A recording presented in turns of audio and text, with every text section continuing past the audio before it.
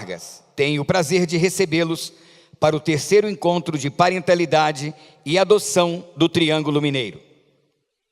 Relembramos que estes encontros têm como objetivo geral disseminar conceitos e promover reflexões que contribuam para o sucesso da adoção legal e que promovam convivência familiar e comunitária saudável às crianças e adolescentes em condições de institucionalização.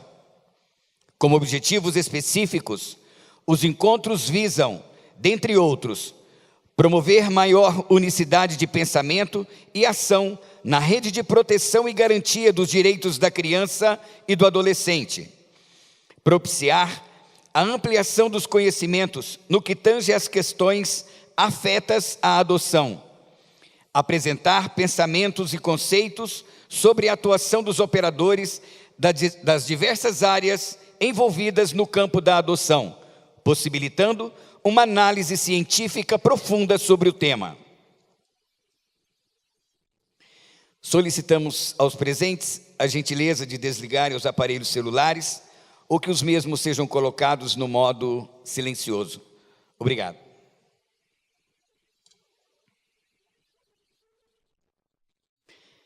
Em nome dos organizadores deste evento, agradecemos o comparecimento de todos e, na mesma oportunidade, agradecemos a disponibilidade por parte dos palestrantes e instrutores deste evento. Senhora Kate Brown, juíza de Direito do Mato Grosso do Sul. Senhor Kelly Bateman, Phased in Texas, USA. Senhora Maria da Penha Oliveira Silva, psicóloga do Aconchego no Distrito Federal. E senhor Paulo Júnior, da Missão Sal da Terra, em Goiânia, Goiás, a quem antecipamos nossos agradecimentos. A realização do curso conta com o apoio da direção do Foro da Comarca de Uberlândia, da Igreja Sal da Terra, da Associação Nacional dos Grupos de Apoio à Adoção ANGAAD, Igreja Cristã Sal da Terra, Aliança Transportes, Café Três Corações, Portal Ocupacional, Serifa Comunicação, Grafite Comunicação, Grafix Locação e Eventos, Fênix Emergências Médicas, Batuque Soluções em Áudio, Livraria Jurídica Universal, Ubertubos Materiais Hidráulicos, Giva Gestão Empresarial, Junco, Sinduscom, De Gusto, Seconce, Portal Restaurante, Refrescos Frisco, Hotel Executive Inn, Sankia, SS Treinamentos, Pão de Queijo Família Mineira, Softbox e também da Prefeitura Municipal de Uberlândia. Os certificados só serão concedidos com a participação mínima em 80% da carga horária total. Os participantes de Uberlândia poderão retirá-los na Sala 47, no Fórum Abelardo Pena, a partir de 10 de novembro, das 12 às 18 horas. Os participantes de outras cidades receberão via correio. Nas pastas existe uma ficha de avaliação, a qual deverá ser preenchida após cada palestrante e entregue ao final do evento.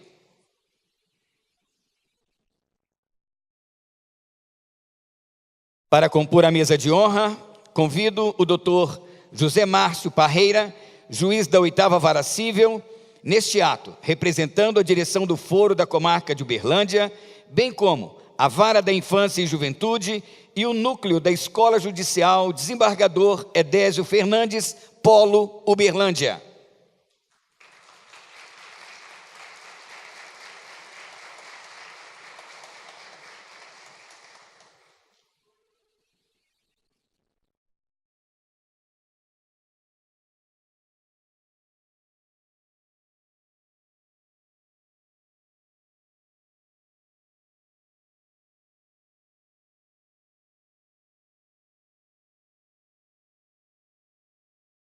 Convido a senhora Sara Vargas, presidente da Pontes de Amor e também coordenadora científica deste evento.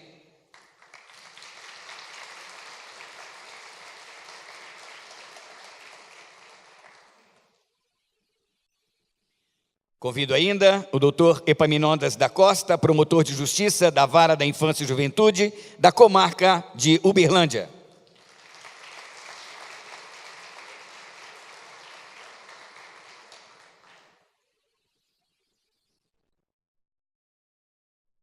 Convidamos o palestrante desta noite, o senhor Paulo Júnior, membro da Missão Sal da Terra, em Goiânia, Goiás.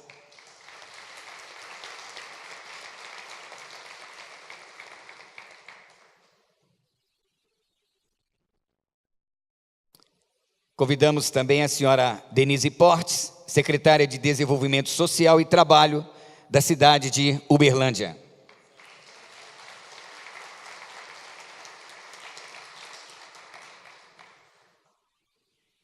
Representando a 13ª subseção da OAB Minas Gerais, convidamos a doutora Marla Daniele Esteves Rocha, presidente da Comissão de Defesa dos Direitos da Criança e do Adolescente e do Idoso.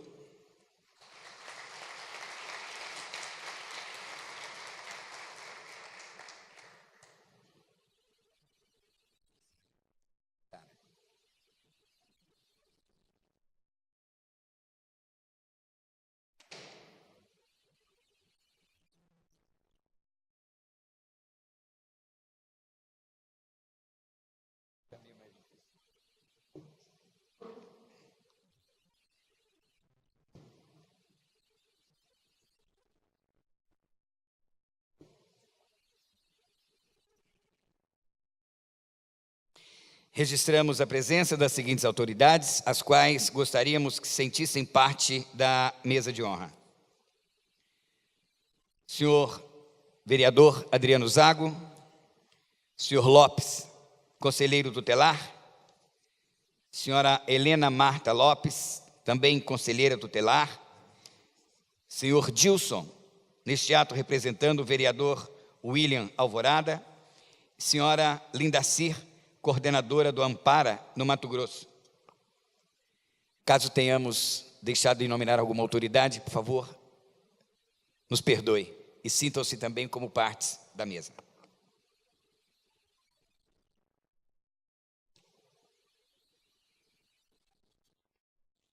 Convido a todos para, de pé, ouvirmos o hino nacional, executado pelo saxofonista Hamilton Faria.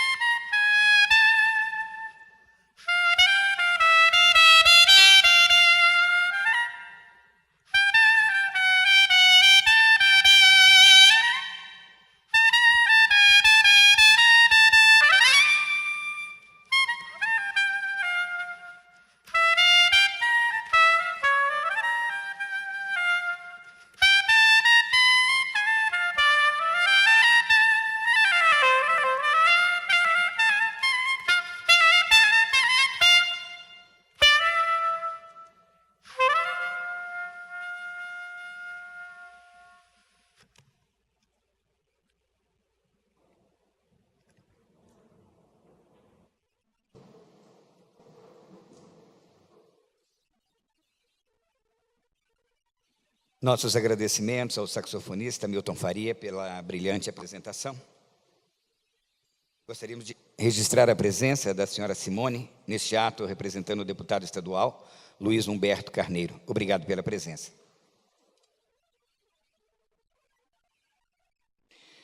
Para fazer uso da palavra, convido o doutor Epaminondas Costa, promotor de justiça na vara da Infância e Juventude.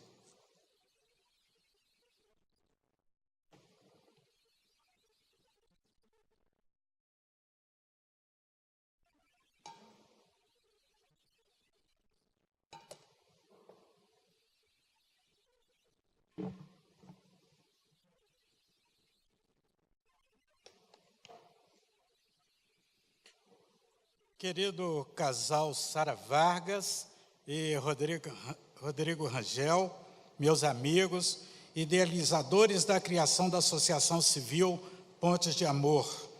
Dr. José Márcio Parreira, juiz de direito da 8ª Vara Civil Local, representando neste evento o Poder Judiciário do Estado de Minas Gerais. Palestrantes e visitantes, Vera de Oliveira Tavares, comissária da Infância e da Juventude da Comarca de Uberlândia, em nome de quem cumprimento a todos aqueles que, a seu exemplo, Verinha, se dedicam com amor, com entusiasmo, com competência e com enorme desprendimento à causa da criança e do adolescente em nossa comarca. Receba, portanto, Verinha, os cumprimentos, a homenagem do Ministério Público de Minas Gerais.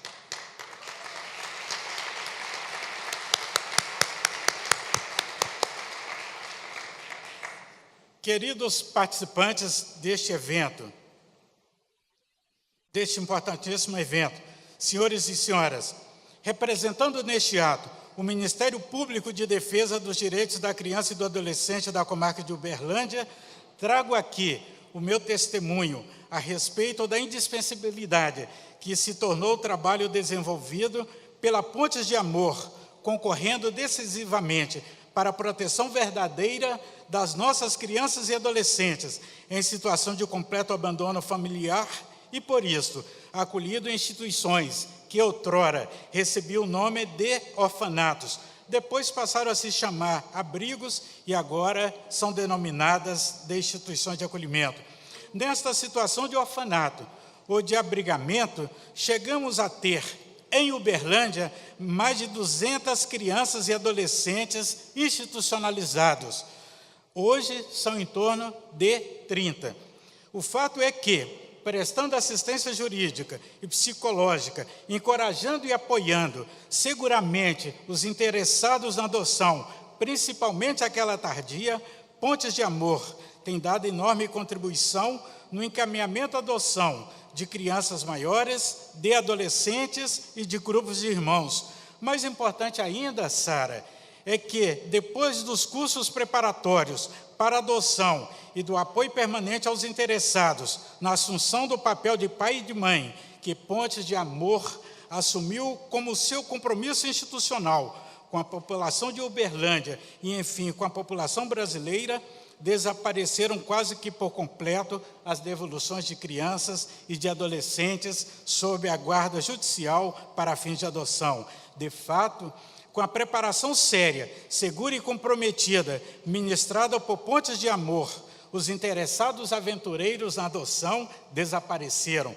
Hoje, quem procura a vara da infância e da juventude para adotar, o faz com muita consciência. Embora possa ocorrer naturalmente que um caso ou outro não dê certo, isto é de se esperar.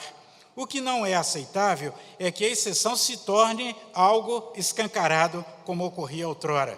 Ademais, Pontes de Amor tem desempenhado um papel também muito relevante no atendimento psicológico, clínico, psicoterápico de crianças e de adolescentes acolhidos institucionalmente, ajudando-os a superar os traumas decorrentes de abusos sexuais na infância, de maus tratos, de abandono familiar, enfim.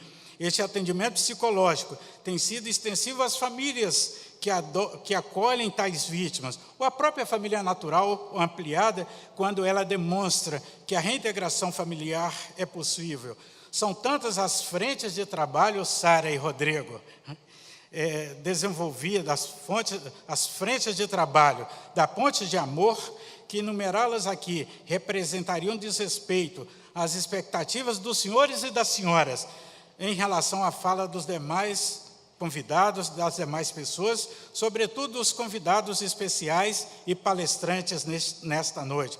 Portanto, encerro aqui a minha fala, pedindo a Deus que sempre abençoe aos membros da Ponte de Amor, especialmente no cumprimento de tão importante missão social, humanística e cívica. Sara e Rodrigo, recebo em nome de Ponte de Amor os agradecimentos ao Ministério Público de Defesa dos Direitos da Criança e do Adolescente da comarca de Uberlândia. Boa noite a todos.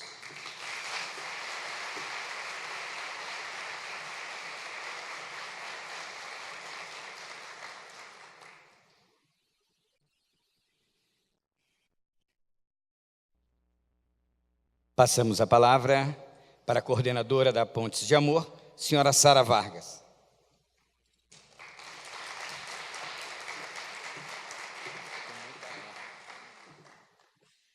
Como não estar emocionada num momento desses, não é, gente?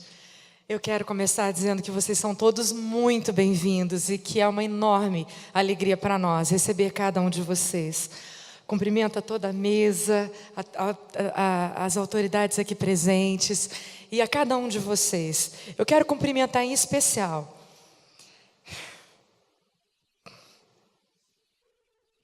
Marco Túlio, Jéssica, Anderson e Carla. É por vocês que a gente existe. Uma salva de palmas a esses meninos que vão conversar com a gente mais tarde.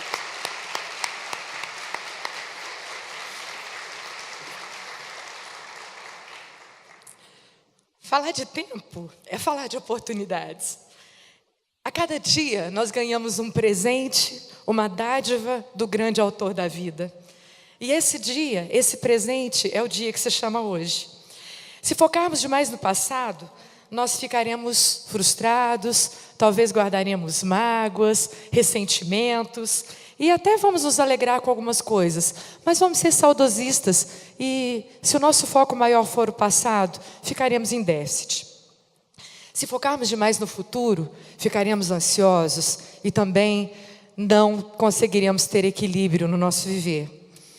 Sábio é aquele que vive o presente e carrega consigo os aprendizados do passado e olha para o futuro, cheio de sonhos, expectativas, planos, que são construídos no presente, nesse dia que se chama hoje. Fernando Pessoa escreve: há um tempo em que é preciso abandonar as roupas usadas, que já têm a forma do nosso corpo, e esquecer os nossos caminhos, que nos levam sempre aos mesmos lugares. É o tempo da travessia, e se não ousarmos fazê-la, teremos ficado para sempre à margem de nós mesmos. Eu agradeço a Deus porque esse lugar está cheio de pessoas que decidiram não ficar à margem de si mesmos, mas que decidiram fazer a travessia, sair da zona de conforto. E isso não é para qualquer um, isso é para os fortes. Nós decidimos caminhar com a Ponte de Amor, que agora comemora 3 anos de idade. E com essa rede, a rede de garantia, de proteção aos direitos da criança e do adolescente, aqui do município de Uberlândia, da nossa região e até a nível nacional. E à medida em que caminhamos, aprendemos. Ainda somos crianças, temos muito a aprender. Mas quem disse que nós temos que saber tudo para podermos fazer? A gente faz com aquilo que a gente é, fazemos com o que somos, fazemos com aquilo que podemos. O tempo da criança, ele é diferente do nosso, muito diferente. E nós resolvemos acelerar o nosso beat para nos aproximar do tempo deles, para garantir os direitos dessas crianças e desses adolescentes, para que sejam reconhecidos enquanto reais sujeitos de direito, pessoas de valor, amadas, que recebem atenção e estímulos individualizados, pessoas que nós queremos que tenham voz. Nós trabalhamos para que toda criança e todo adolescente possam viver em família. Esse é o nosso alvo, esse é o nosso ideal.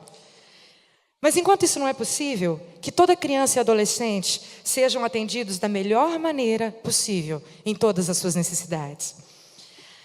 Desenvolvendo atendimento e acompanhamento terapêutico e jurídico, preparando postulantes à adoção, preparando crianças, adolescentes e novas famílias para a formação desses novos vínculos, desenvolvendo diálogos, palestras e treinamentos com a rede. Nós temos feito de forma predominantemente voluntária algumas coisas em Uberlândia. Temos atendido em média, por ano, 50 filhos por adoção, cerca de 150 pais por adoção, cerca de 40 crianças institucionalizadas. Anualmente, nós temos atendido cerca de 500 postulantes à adoção e interessados em adotar, não apenas em Uberlândia, mas em vários outros municípios do país, e inclusive fora do Brasil. E também temos interagido com a rede de garantia dos direitos da criança e do adolescente, em eventos como esses, em palestras, em treinamentos, e também por ano, em média, nós conseguimos interagir com cerca de 700 desses profissionais. A convivência familiar é direito de toda criança e adolescente, e a lei os trata como prioridade absoluta. No entanto, vemos crianças perdendo sua infância e adolescência em instituições de acolhimento que, por melhores que sejam, como aqui em Uberlândia, graças a Deus, temos excelentes instituições, mas elas não conseguem suprir o afeto, a atenção e as condições necessárias para o pleno desenvolvimento físico, cognitivo, emocional e relacional das crianças e dos adolescentes. Nós sabemos que o acolhimento, seja ele institucional ou familiar, ele deve ser transitório e temporário. É sobre isso que nós resolvemos convidar vocês para conversarmos. Conversarmos a respeito do tempo. O tempo da criança, o tempo da rede, o tempo de decidir, o tempo de amar, o tempo de acolher, o tempo de aceitar, o tempo de interagirmos, o tempo de agirmos. Mário Quintana diz que a vida é o dever que nós trouxemos para fazer em casa. Quando se vê, já são 6 horas. Quando se vê, já é sexta-feira. Quando se vê, já é Natal. Quando se vê, já terminou o ano. Quando se vê, perdemos o amor da nossa vida. Quando se vê, passaram 50 anos. Agora é tarde demais para ser reprovado. Se me fosse dado um dia, outra oportunidade, eu nem olhava o relógio. Seguiria sempre em frente e iria jogando pelo caminho a casca dourada e inútil das horas. Seguraria o amor que está à minha frente e diria que eu amo. E tem mais. Não deixe de fazer algo de que você gosta devido à falta de tempo. Não deixe de ter pessoas ao seu lado por puro medo de ser feliz. A única falta que terá será desse tempo, que infelizmente nunca mais voltará. Então, meus amigos, que nesses dias não percamos tempo. Estar aqui, que possamos estar intensamente e por inteiro, pois afinal, tudo é uma questão de tempo.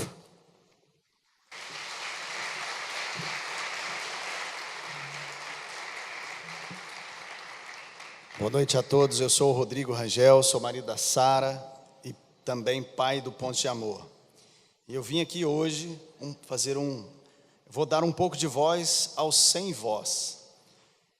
E aqui eu vou representar o José. Oi, eu sou o José. Eu sou mais um dentre os mais de 35 mil crianças e adolescentes que estão em instituições de acolhimento, vítimas da situação. Que situação? Me tornei um vulnerável. Por quê? Não sei ao certo. O que eu sei e tenho certeza é que preciso e quero uma família. Eu quero pertencer. Estou nesta instituição, aguardando o seu tempo. Sim, o seu. O meu tempo está ligado ao seu. Como?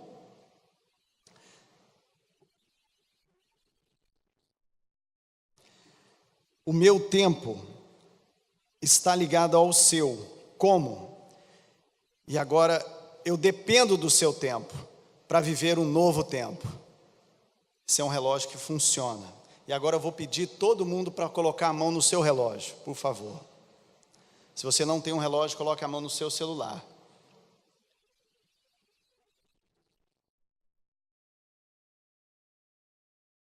Está funcionando. Pronto. Eu espero que agora, de uma vez por todas, você, o adulto da relação, entenda que você e não eu é dono do meu tempo. E que nesse tempo, o dia que se chama hoje, você, o dono da caneta do tempo, utilize muito mais. É possível facilitar, vou fazer agora, esperança, acredito, resolver, terminar, analisar, do que impossível, difícil, demora, depois eu faço, engaveta aí. Ai, que processo complicado, que relatório difícil. E por isso, eu peço, eu imploro, faça muito bom uso do seu tempo, a favor do meu tempo. Ganhe o meu tempo, ele é único, ele não volta, ele é implacável, mas pode ser muito generoso. Seja generoso com o meu tempo. Se você ganhar o meu tempo, todos nós ganhamos, porque tudo é uma questão de tempo, principalmente para a minha vida.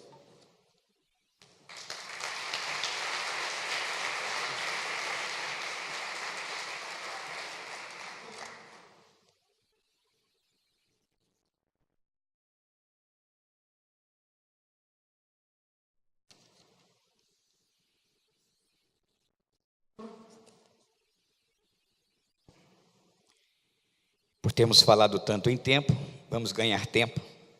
Neste momento, a mesa de honra será desfeita.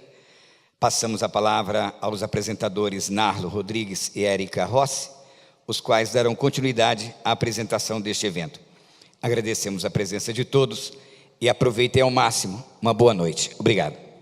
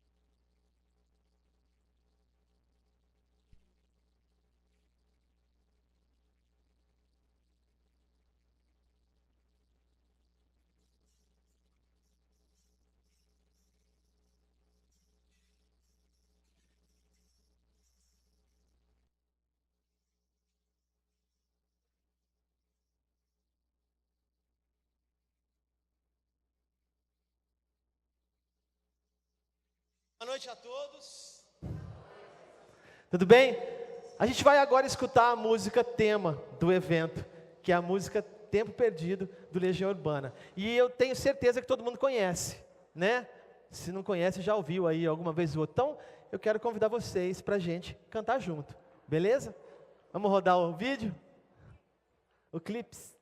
A gente quer convidar todo mundo para ficar de pé. Vamos nos animar?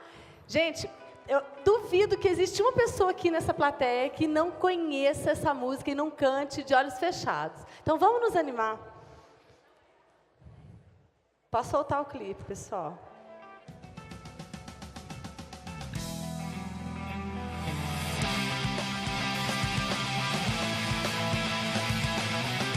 Sobe esse volume.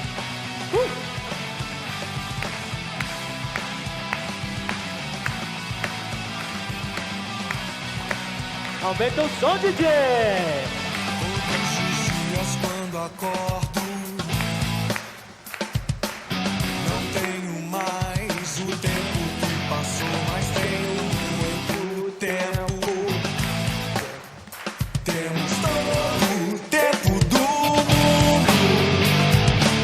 Todos os dias esqueço como foi o dia. Sempre em frente. Não temos tempo a perder. Nosso suor sagrado é bem mais belo que esse sangue amargo e tão sério e selvagem,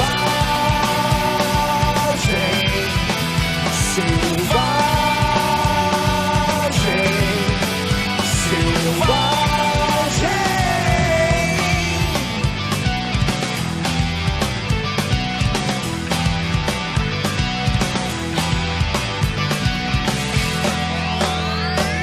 Veja o sol dessa manhã tão cinza, a tempestade que chega é da cor dos teus olhos castanhos.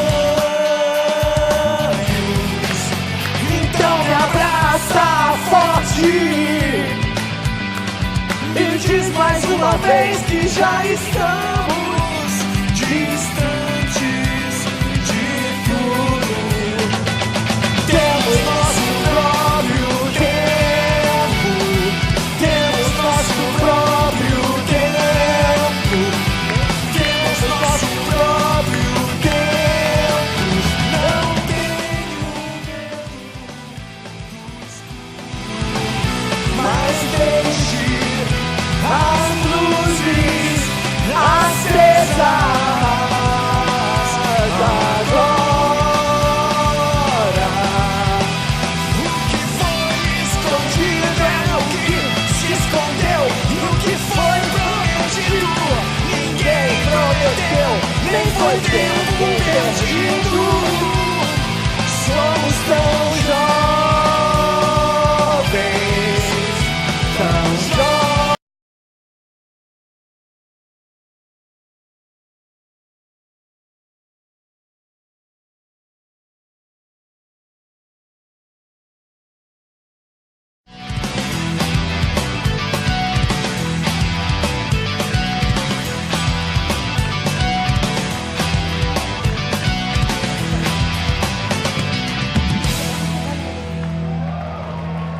Vai, corre lá longe, Dá bem a linha, longe, dá, vai. dá a linha aí. Vai, corre Vai, longe. tô indo, vai, calma. solta. Tá bom vai aqui? lá longe, vai. Ai, meu Deus. Mais longe, Tô mais indo, longe, peraí, bem tô indo, longe. peraí. Vai lá fora. Dá licença, peraí só um Corre, pouquinho. Peraí, tá corre. bom aqui?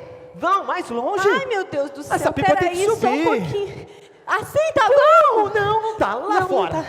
Aqui, peraí, calma que eu tô... Tá bom aqui? Não, mais. Ai, solta essa linha aí, Mais tá preso, um pouco. tá preso. Vai. Ai. Isso, aí tá Aqui. bom. Vai, eu vou puxar. Aqui, tá bom. Vai, é isso, vou puxar, Aqui. solta. Vai, tá Vai, indo. puxa. Vai, olha só que linda pipa. Que linda! Que massa. Corta pra ela voar mais alto. Deixa essa linha. Nossa. Eu vou cortar a linha. Eba! Vai, pipa. Eu falei que a gente ia conseguir, não falei?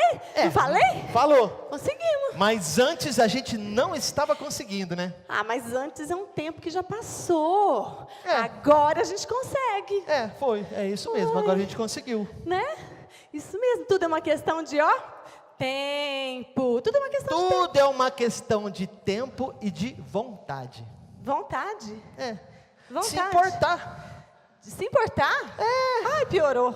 Questão de se importar é tempo. O que tem? É uma questão de dar importância para as coisas, de fazer tudo com vontade. Ai, por falar em vontade. Por falar em vontade, tá me dando uma vontade de brincar. Vamos brincar? Vamos lá, espera lá, para. A brincadeira vai esperar um pouquinho? Por quê? Vamos brincar. Porque agora a gente tem que chamar o palestrante. O Paulo Júnior. Ele vai falar um tantão de coisa importante pra gente aqui agora. Bom. Então eu acho que agora vamos ouvi-lo. Esse cara aqui, ele é engenheiro civil. É um dos fundadores da Missão Sal da Terra, que desde 1981 desenvolve programas que visam dar assistência ao ser humano e à sua integralidade, atuando nas áreas de acolhimento institucional e familiar, educação e saúde. Ele também é palestrante, é escritor, autor dos livros Alegria de Ser, DNA e Propósito e dos booklets Pai Nosso, Seja Homem, Referência, Perspectiva e Processo, entre outros. Não vou falar todos não, porque nem dá aqui. Bom, ele atua na formação de liderança, especialmente no Brasil e na Europa. Vai lá. Pessoal, é o seguinte, não se esqueçam de preencher a ficha avaliativa da palestra, ok? Paulo Júnior, por favor.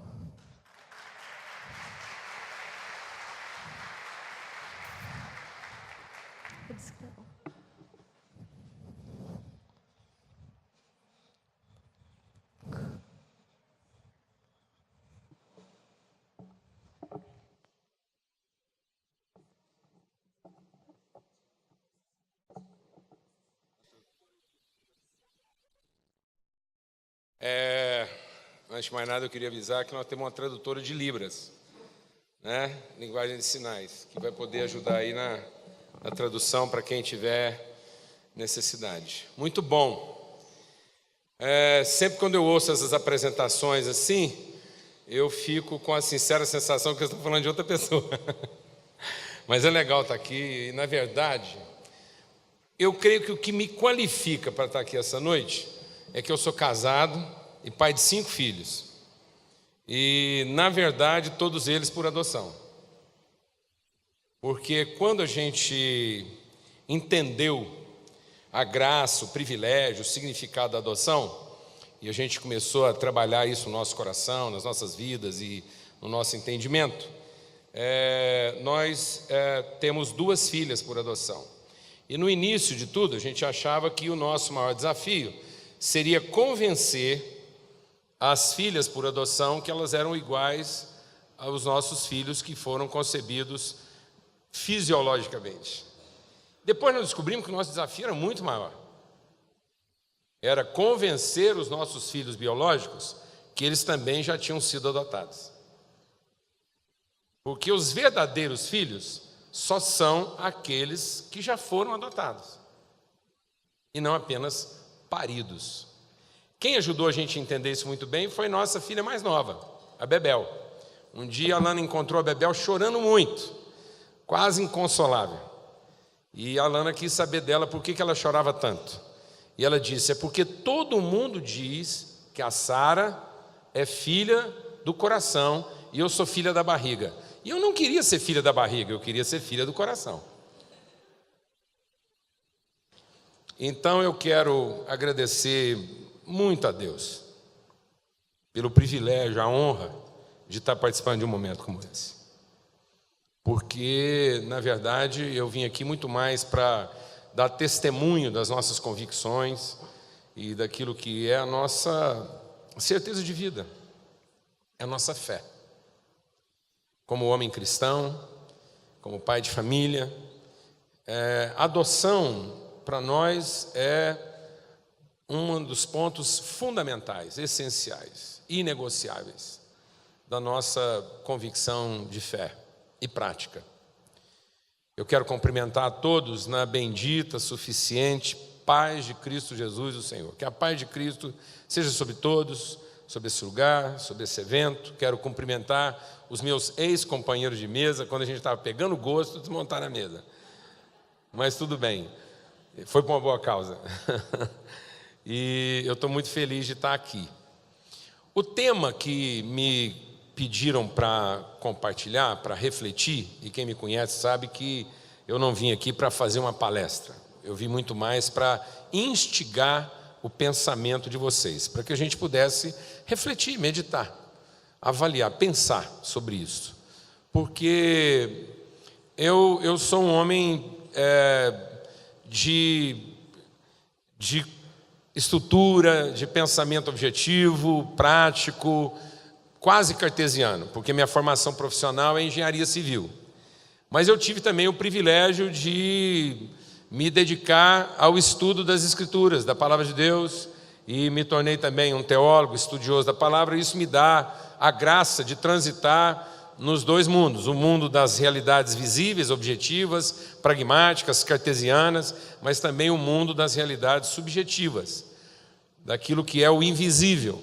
E, na verdade, eu aprendi como engenheiro que o que sustenta o mundo visível são os fundamentos das realidades invisíveis. Então, toda a nossa perspectiva visível, tudo aquilo que a gente pratica, faz, constrói e promove e empreende, só terá sustentabilidade naquilo que são nossos valores, nossas convicções, nossos princípios, nossos conceitos mais fundamentais de vida e relação. E aí eu quero compartilhar alguma coisa com vocês que vai tocar nessas duas áreas. Eu quero usar a experiência como engenheiro para trazer uma figura que ela é bem prática, ela é bem objetiva, são figuras que estão presentes aí no nosso dia a dia, e também, a partir dessas figuras, refletir sobre significados e significâncias bem mais subjetivas, que afetam diretamente a nossa relação. O tema, então, proposto é que eu falasse sobre o tempo de se importar. Tempo de se importar. Eu aprendi na minha vivência humana, espiritual, como homem de fé e também como profissional, eu aprendi que as coisas visíveis, elas são formadas, elas são, como eu disse, sustentadas a partir daquilo que são as convicções e as realidades invisíveis. Então, nesse aspecto, a palavra tem muita importância. Tanto é que na Bíblia diz que as realidades visíveis são formadas a partir das invisíveis pela palavra de Deus. Sem a gente perceber, às vezes a gente vai perdendo o real significado da palavra, o real significado dos termos e das expressões que a gente usa todo dia. Então eu queria que a gente focasse a nossa atenção no termo, na expressão, no verbo importar. O verbo importar, ele é formado a partir da raiz da palavra portare, e depois vai dar porta, portal, um punhado de coisa aí que a gente vive todo dia. O portare é o carregar. Portare é quase que colocar sobre os ombros e passar para o lado de dentro. Então, às vezes a gente acha que se importar é uma coisa meio que sentimental, né? É um esforço de dar importância. Mas, na verdade, a importância que deve se dar não é a importância emocional ou sentimental, mas é a importância de entender que aquilo é parte essencial do que está dentro, ou seja, aquilo que não pode ficar de fora, e que nós temos a tarefa de importar, de carregar sobre os ombros numa portabilidade. Então, na verdade, tempo de se importar seria a mesma coisa que dizer que todos nós assumimos a responsabilidade, o compromisso de trazer de fora para dentro, de acolher, de fazer com que isso efetivamente faça parte da nossa vida e do nosso próprio significado de ser e de identidade. De modo que aquilo que a gente não se importa impede que a gente seja completo. A nossa própria conceituação de ser, de identidade, fica incompleta se nós não importamos, se nós não transportamos, se nós não acolhemos, se nós não completamos, se nós não trazemos plenitude de ciência e de conhecimento. Então, na verdade, se importar é muito mais do que sentimentalismo. É muito mais do que aquele transtorno emocional de tentar dar valor àquilo que às vezes não tem valor. Então, importar não é dar valor ao que não tem valor. Importar é reconhecer, é ser capaz, é ter a sensibilidade de identificar o real valor, de modo que aquilo seja parte essencial da construção do ser e do que nós chamamos plenitude. Então, é nesse aspecto que a gente quer falar sobre importar. É de importar, de portare, de portabilidade, que vem também a palavra porta e portal. Então, eu poderia fazer uma etimologia aqui meio quase criminosa, e a gente vai entender por que melhor depois isso, de dizer que importar seria não aceitar a condição da porta. Seria um importa, ou seja, eliminar qualquer possibilidade de separação.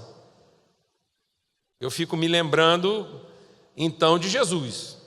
Porque há uma expressão a respeito de Jesus, quando ele vai se comunicar conosco, e ele diz: eis que estou à porta e bato. Se alguém abrir a porta, eu entrarei. Em função desse encontro aqui, eu estava meditando sobre essa fala de Jesus. Eis que estou à porta e bato. E eu fiquei pensando, se a gente ainda consegue ter porta fechada para Jesus, que nós pressupomos ser um exemplo de bondade, de salvador do mundo, aquele que nunca fez mal para ninguém, que todo mundo gostaria de ter dentro de casa. Se Jesus tem que bater a nossa porta, que raio de porta é essa? Que ainda permanece fechada. Se Jesus tem que bater a porta, eu fico pensando quem está um pouco abaixo dele. O que teria que fazer para a gente finalmente se convencer que essa porta não tem nenhum sentido? Para a gente chegar a entender a gravidade disso, eu, coincidentemente, estava lendo um livro essas 2 semanas, e foi uma providência de Deus. Eu escolhi esse livro ao acaso e jamais imaginava que esse livro ia tratar do assunto porta, ou portare, ou portal. E é de um escritor, é um pensador, é um filósofo judeu, bastante conhecido no Brasil, um palestrante. E então ele, no livro dele, Fronteiras da Inteligência, Newton Bonder. Muita gente aqui já deve ter lido alguma coisa do Newton Bonder, ele é bem conhecido. E no livro dele, é um livro bem fácil de ler, ele fala sobre as fronteiras da inteligência. E aí ele usa a figura do lar para falar de como nós construímos barreiras e sustentamos barreiras que nos protejam ou que nos mantenham separados uns dos outros. E ele diz, aquilo que a nossa estrutura chamada lar, todos nós temos uma estrutura idealizada de lar. Todos nós queremos, almejamos um lar que seja feliz. E aquilo que nós chamaríamos de estrutura mais íntima, mais confiável, mais segura, que é o lar, doce lar, ainda continua sendo uma estrutura de muitas separações, de muitas paredes. Dá para a gente pensar, por que tanta parede numa coisa que a gente chama de lar? Por que tantas separações? Mas as paredes estão lá, porque as paredes falam do quê? Falam da nossa necessidade de controle, falam da nossa necessidade de separação e de proteção, de definição de espaço, mesmo junto daquelas pessoas que nós mais amamos ou pressupostamente confiaríamos. Mas as paredes estão lá. E como é que a gente lida com as nossas paredes? Como é que a gente lida com as nossas separações? Para amenizar o impacto da parede, a gente coloca um quadro. Então, um quadro é uma forma de amenizar o impacto da parede. O quadro é a cosmética da parede, é o disfarce, é o blush. Disso eu entendo. É o pó reparador. É a propaganda enganosa. É o brinco que desvia o olhar do nariz feio. É o quadro. O que é o quadro? O quadro é uma sensação de abertura onde não há abertura. E às vezes, para nós, a questão da adoção, para traduzir as nossas relações uns com os outros, ainda esteja decorada de quadros. Nós mantemos a separação, nós mantemos o isolamento, mas para que esse isolamento não seja tão agressivo, nós o decoramos com uma pintura. Mas o quadro pode dizer muita coisa, como ele pode dizer absolutamente nada, porque o quadro é um isso. O quadro é uma coisa, é um isso. Ele cria uma sensação ilusória de abertura. Ele arremete para uma paisagem. Mas o quadro é exatamente aquilo que eu quero que ele seja. O quadro não é nem necessariamente aquilo que o pintor disse que ele seria. O quadro é o que eu quero que ele seja. E ficará onde eu determino que ele esteja. Mas o quadro não representa nenhum tipo de comunicação com quem quer que seja. A separação ainda continua lá, tão grave e tão forte. O que isso tem a ver com as nossas vidas? É porque as nossas relações estão cheias de quadros. Um dos quadros que nós insistimos em manter nas nossas relações é o espelho. O espelho é um quadro. Em que, ao contrário de querer ser visto pelos olhos dos outros, eu continuo preferindo ser visto à luz dos meus próprios olhos. Eu prefiro manter nas minhas separações a perspectiva e a imagem que eu prefiro ter de mim mesmo. E me autodecorar como eu gostaria de pensar que eu seja, mas não como de fato as pessoas sabem que eu sou. Então nossas relações ainda estão cheias de quadros, de espelhos. Ninguém saberá de fato quem é, enquanto a única avaliação ou conclusão que ele tem a respeito de si mesmo é aquela que ele percebe com os seus próprios olhos. Vou falar devagar. Ninguém saberá quem é, enquanto a única definição que ele tem de si é aquela que ele observa com os seus próprios olhos. Porque continuará sendo um isso. Então muitas pessoas não são alguém. Muitas pessoas continuam sendo o quê? Um isso. Porque se veem e se percebem na escuridão das suas paredes indevassáveis, das suas separações estabelecidas e das suas comunicações não feitas. Mas algumas pessoas evoluíram do quadro para a janela. A janela permite alguma comunicação. Através da janela eu vejo e posso ser visto. A janela permite a observação, mas não permite a relação. Na janela eu deixo de ser um eu, isso, e passo a ser um eu, ele. Ele lá, eu cá, a parede aqui, a gente se vê, mas não se relaciona. E no momento desejado eu também posso fechar a janela e acabou a comunicação. Às vezes a gente ainda se relaciona com as pessoas através de quê? De janelas. Nós temos muitas janelas, assim como nós temos muitos quadros e espelhos. Uma das janelas mais comuns hoje, qual é? A televisão e a sua tela virtual. Você vê, você é visto, mas você não é de fato conhecido. A qualquer momento você desliga e a relação não se estabelece a partir da presença. A relação se estabelece a partir da mera observação. E como isso é apenas uma janela, de novo, eu posso fornecer a imagem que eu quero que os outros tenham de mim e posso ter das pessoas a imagem que eu também quero ter delas e tirar as conclusões que eu quiser tirar. Mas as paredes continuam lá. Talvez agora um pouco mais abertas, um pouco mais devassadas, mas eu ainda tenho o poder de fechar a janela no momento que eu quero. Talvez por isso, tão apropriadamente, uma das ferramentas mais comuns da sociedade hoje seja uma tela de Windows, de janelas, em que eu posso ver a vida por várias janelas, em que eu posso ver o mundo pela televisão. Então eu posso pensar que eu me importo, porque eu vi uma matéria na televisão falando sobre gente excluída, sobre órfãos, e eu choro com aquilo, eu mando algum dinheiro através da janela, e do lado de lá da janela alguém usa esse recurso do jeito que quiser, mas nós não precisamos atravessar a parede. Mas a gente pode evoluir. Sair do quadro para uma janela e ir para uma porta. A porta já permite uma relação. Eu não apenas observo, eu deixo entrar e eu entro. Há uma comunhão, há uma relação, mas ainda é uma relação sob controle, porque a porta eu tanto posso fechar, como posso não abrir. No elemento porta, eu não sou mais um eu isto, não sou mais um eu ele, mas eu ainda continuo sendo um eu tu, um eu você, em que as distinções estão claras e perfeitamente definidas. Isso ainda não nos dará uma consciência clara de quem de fato nós somos.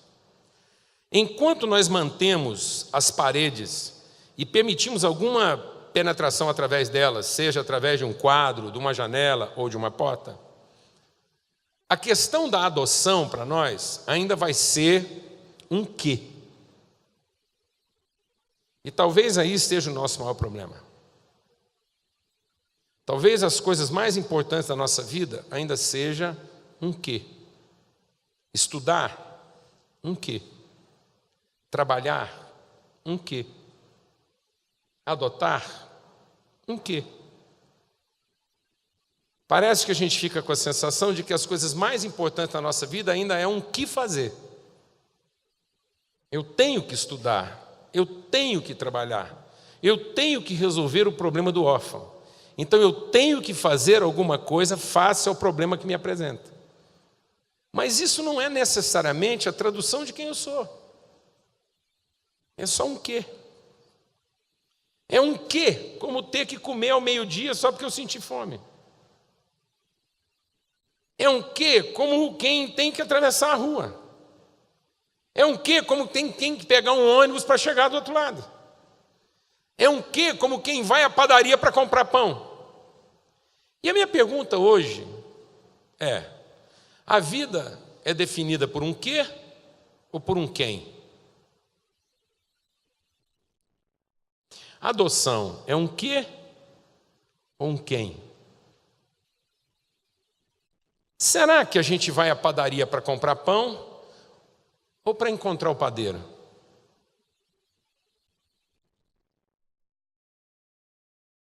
Será que a gente vai à escola para aprender o que não sabe ou para se confraternizar com os ignorantes igual nós? Será que a vida é quê ou quem? Para você, a questão da adoção é um quê ou um quem? É um problema ou é uma pessoa? É uma circunstância ou é uma relação? É a solução de uma circunstância que nos envergonha, nos amedronta, nos assusta? Ou é uma expressão genuína de quem de fato nós somos e a consciência que nós temos de quem de fato as pessoas são? Porque só quando a gente evolui do quadro, da janela, da porta, para um portal, a gente entende o verdadeiro espírito da adoção. Porque agora é um portal. É uma abertura na parede que não se fecha, que não impõe limites, que está sempre aberto para entrar e sair. Um portal numa parede diz que a relação é de confiança e não de necessidade ou de circunstância. Em que mais do que reconhecer o quê, um portal só se faz possível quando a gente finalmente reconhece quem. Só há portal quando a pessoa do outro lado da parede se torna para nós um quem e não mais um quê. Não é a condição dele, não é a circunstância dele, não é o infortúnio dele, não é o fato dele ter sido abandonado ou não. Ele sou eu e eu sou ele. E há um portal entre nós. Porque quando há um portal, então a gente deixa de ser isso, deixa de ser eu isso, eu, ele, eu, tu, e passamos finalmente a ser nós. Somos um nós. Porque agora a definição que eu tenho de mim mesmo não é aquela que eu concluo a partir da minha própria observação. Agora, finalmente, eu vou saber quem sou, porque eu vou saber me conhecer a partir dos olhos de um outro totalmente diferente de mim.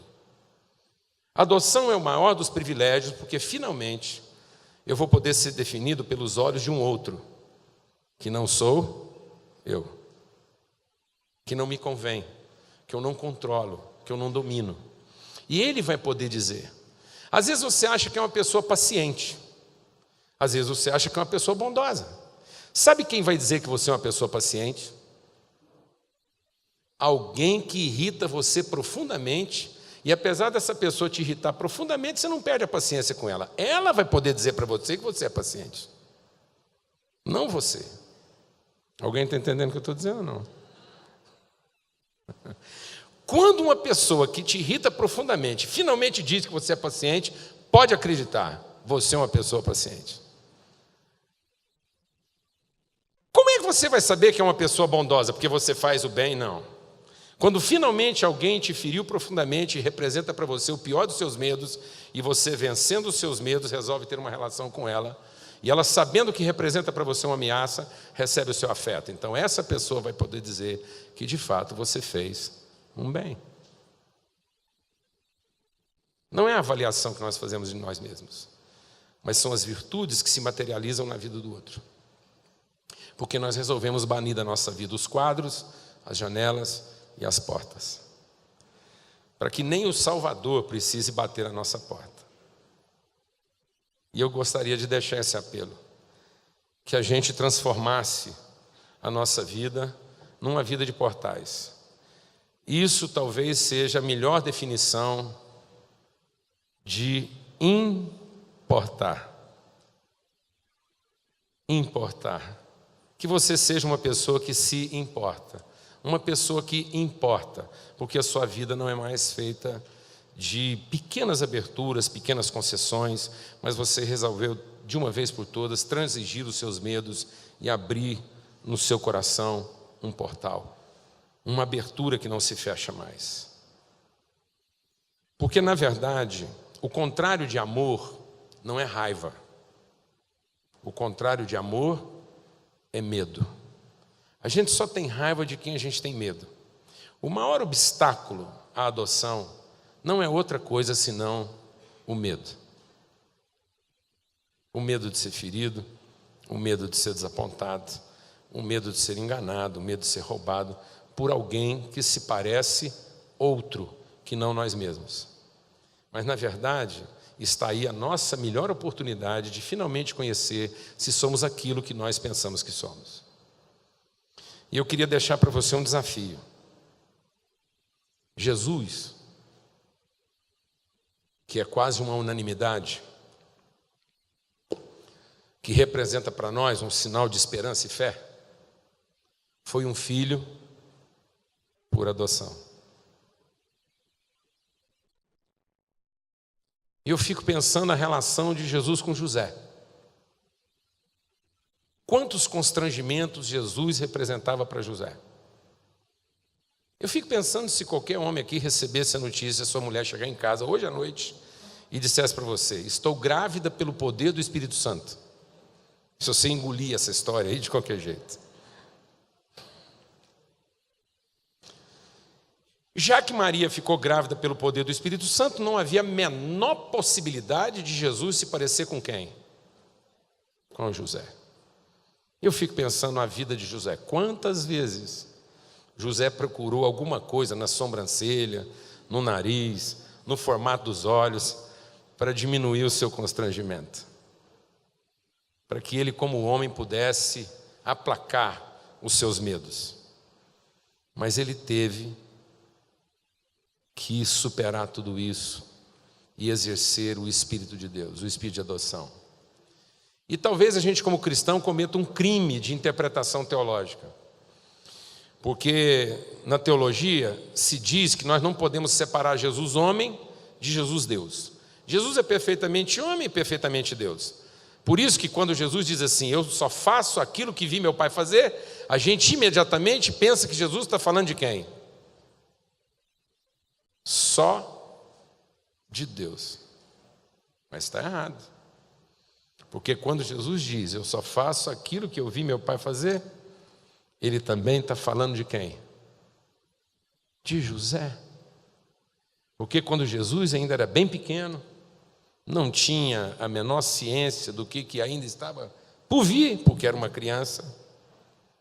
Quem o acolhia, quem o abraçava, quem o chamava de filho, apesar deles não se parecerem e serem totalmente um outro para o outro, era José. Foi José que vivenciou esse privilégio de adotar e receber como filho seu um filho de Deus. Porque José foi esse portal. Então nós não estamos aqui para discutir uma problemática. Nós não estamos aqui para discutir uma circunstância. Nós não estamos aqui para discutir índices. Nós não estamos aqui para discutir estruturas. Nós estamos aqui, antes de tudo, para pensar se na nossa vida as coisas ainda são quê ou quem? Que Deus te abençoe. Que nós possamos transformar o privilégio da adoção no nosso melhor quem, e não no nosso mais um o quê. Que Deus abençoe a vida de todos vocês. Como pai por adoção, eu me considero privilegiado de viver esse momento aqui, de poder trazer essa reflexão, de poder estimular você nesse desafio de pensamento, que você volte para casa e repense os seus quadros, seus espelhos, suas janelas e suas portas. Que você avalie se essas coisas estão no lugar certo ou estão na sua vida como deveriam estar. E que você encare o sublime desafio de todos nós sermos portais uns para os outros. Muito obrigado.